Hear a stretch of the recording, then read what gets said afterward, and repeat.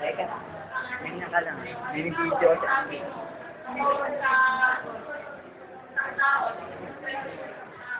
Tapos, bigla na lang, nagkaroon na sa, bigla ka rin napalikoy ng usap. Tapos, hindi masyado na dito yung pagkamakahayag mo sa isang bagay. Tapos, pangalawa, tatangin ang member. So, ay ginagamitan ng mga salitang nagdadalo sa tao sa tunay na pangyayari sa buhay ng tao at ila-isulat yung mga pagkakas at mga alaman. Halimbawa ay, kung matami ang may person naman, ito yung halimbawa, nagbabasa ka ng isang comic book o kaya ng isang story.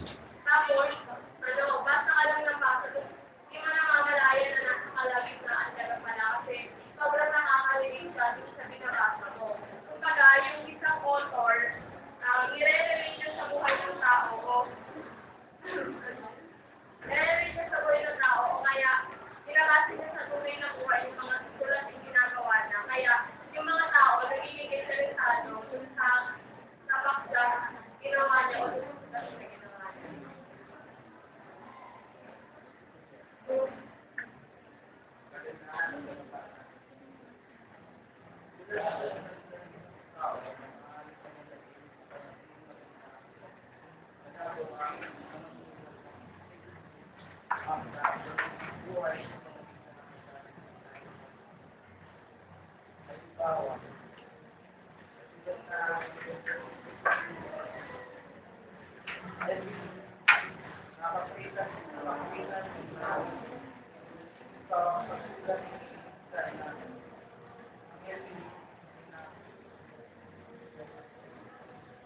Kaso ng siyang tao, pagbasa, dahil sa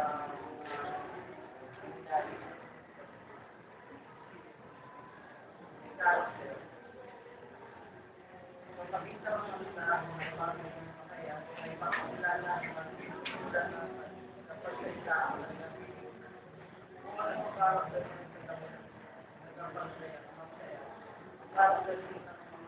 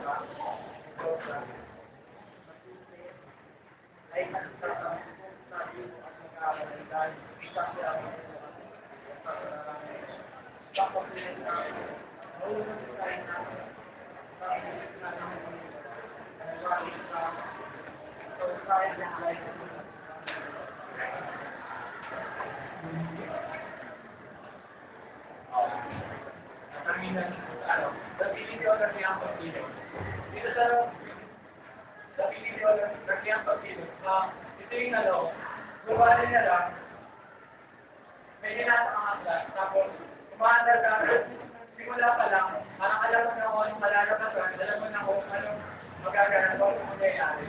Parang ina-inasyon mo na kung ipapagin ito, pag-inasyon mo na aral ng maandar para sa yung kagandahan ng kwento.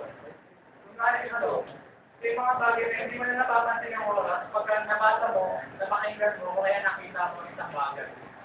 Dito naman sa grado, masangyan makangahanga. Dito mo binabati, yung nabasa mo, nakita mo, o narinig mo, kung napahanga ka, sila ba? Sila hindi mo na napansin. Sila hindi mo na napansin yung nangyayari sa paligid mo.